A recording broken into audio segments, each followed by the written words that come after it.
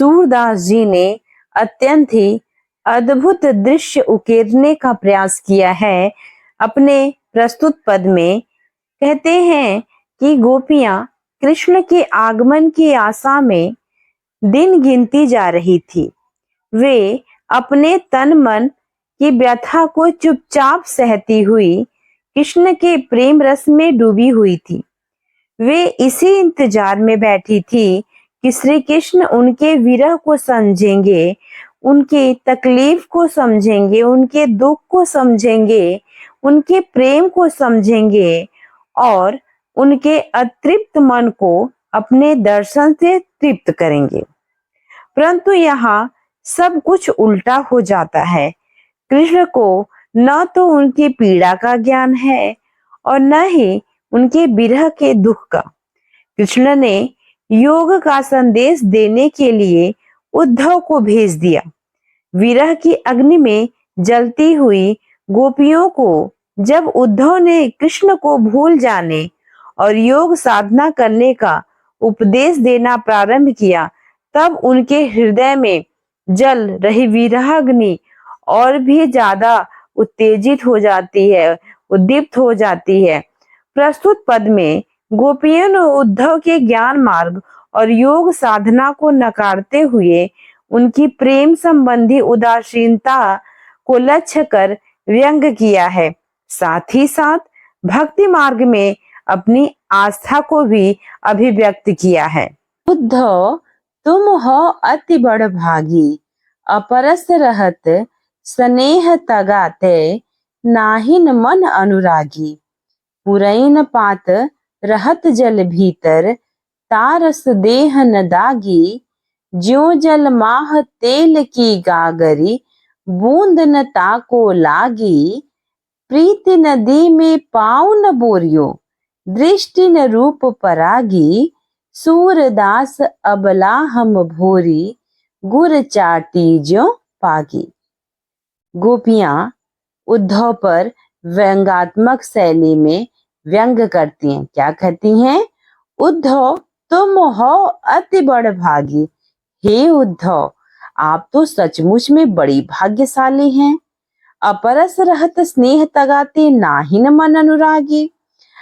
आप प्रेम की डोर से मुक्त रहे हो, कभी प्रेम बंधन में नहीं पड़े हो।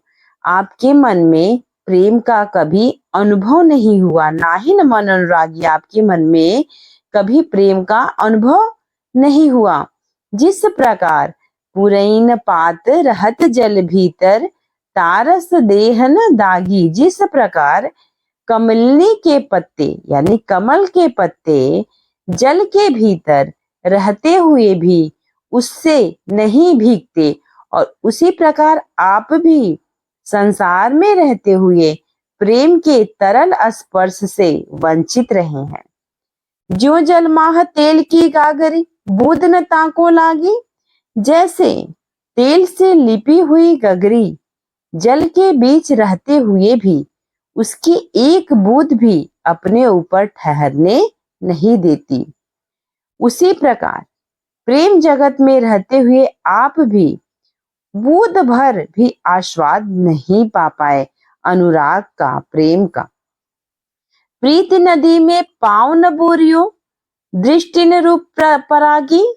प्रीति नदी में, प्रेम रूपी नदी में स्नान करना तो दूर, आपने तो उसमें कभी पैर तक नहीं डुबोया। दृष्टि न रूप परागी, और ना ही दृष्टि कभी किसी के रूप पर मुग्ध हुई। सूरदास जी कहते हैं, सूरदास अबला हम भोरी, गुर चाटी ज्यों पागी। सूरदास जी कहते हैं कि हम तो भोली भाली नारियां हैं, श्री कृष्ण के प्रेम जाल में उसी प्रकार फंसी पड़ी हैं जैसे मिठास की लोभी चींटियां यानी गुड़ से प्रेम करने वाली चींटियां उसमें जाकर के चिपक जाती हैं और अंत में वो क्या होता है, मृत्यु को प्राप्त हो जाती हैं। उसी तरह हमारा स्नेह श्री कृष्ण से है। मन की मन ही मांझ रहे, कही जाए कौन पे उद्धव, नाही परत कही। अवधि आधार आस आवन की, तन मन बिथा सही, अब इन जोग संदेशन सुन सुनी, बिरहने बिरह दही, चाहत हुति गुहार जितहि तय, उत तय धार बही, सूरदास अब धीर धरहि क्यों, मर जादा न लही। गोपियां उद्धव से अपनी पीड़ा बताते हुए कहती हैं कि हे उद्धव, हमारे मन की बातें तो मन में ही रह गई। जब से श्री कृष्ण गोकुल छोड़कर गए, उनकी बातें तो मन में ही रह गई, वो किसी से कही नहीं पाई।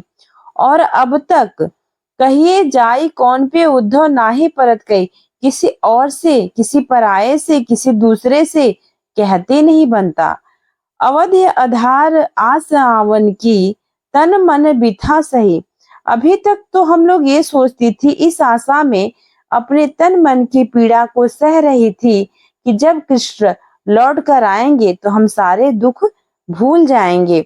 अपने तन मन को दुख दे रही थी।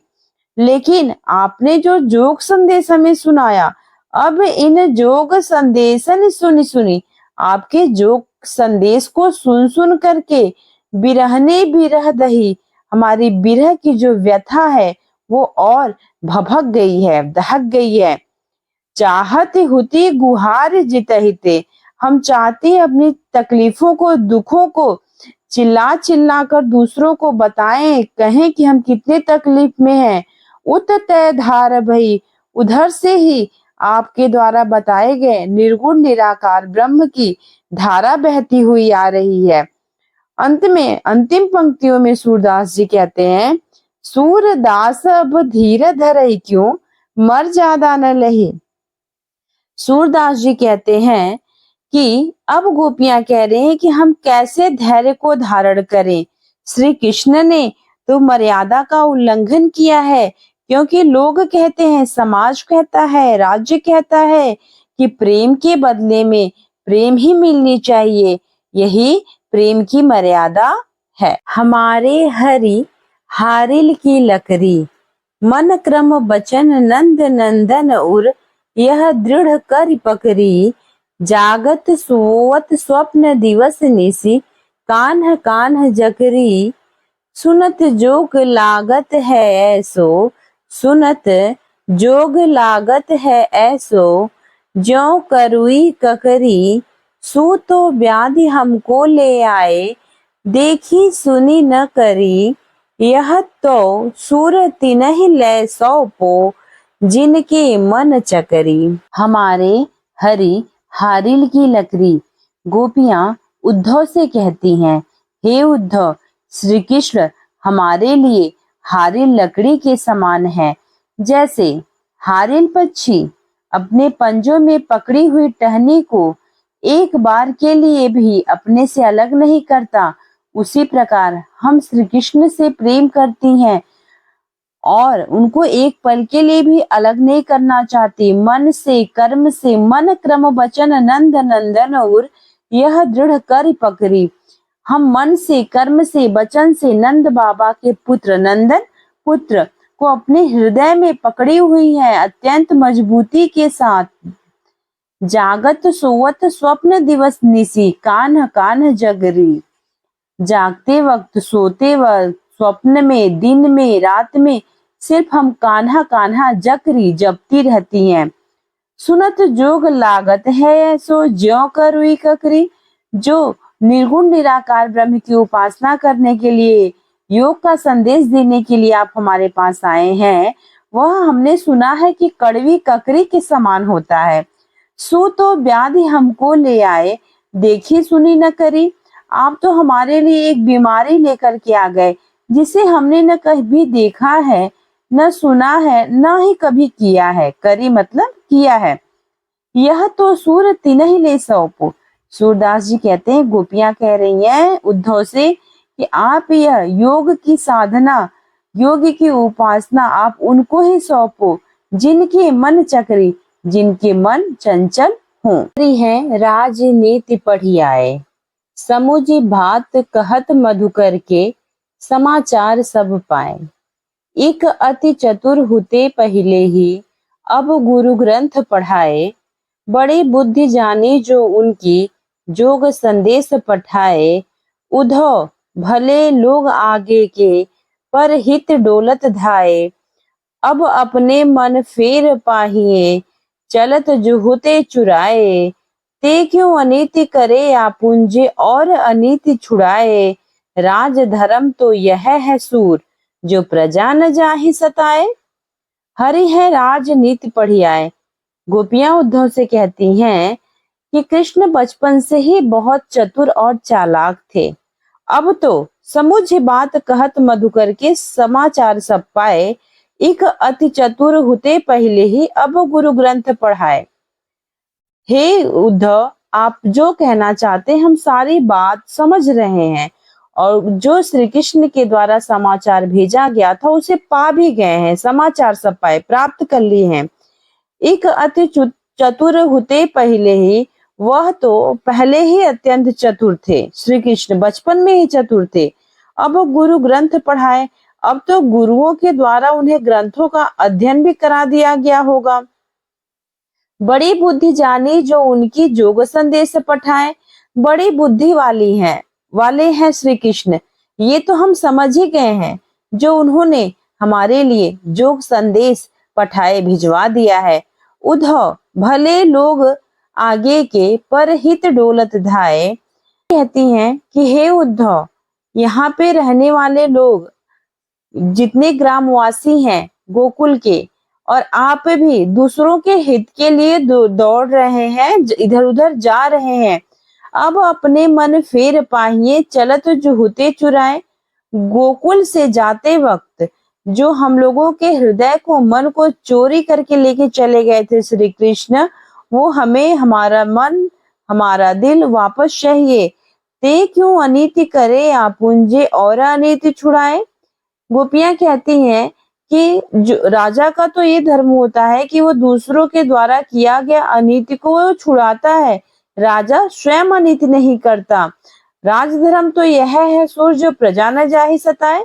राजा का धर्म तो यही है, सूरदास जी कहते हैं राजा का धर्म तो यही है, जो प्रजा को किसी भी भांति से सताया न जाए। किंतु यहाँ पर श्री कृष्ण ही उनके दुख का कारण बन रहे हैं, अर्थात यहाँ श्री कृष्ण ही उनके दुख का कारण बन रहे हैं। इसीलिए गोपियां चाहती हैं कि श्री कृष्ण उनके सामने आकर दर्शन दें, उन पर अत्याचार न करें, उनके हृदय की पीड़ा को शांत करें, क्योंकि एक राजा का तो यही धर्म होता है कि वह अपनी प्रजा का ख्याल रखे, उनके सारे दुखों को नष्ट करे। किंतु यहाँ पे श्री कृष्ण तो स्वयं ही दुख का कारण बन रहे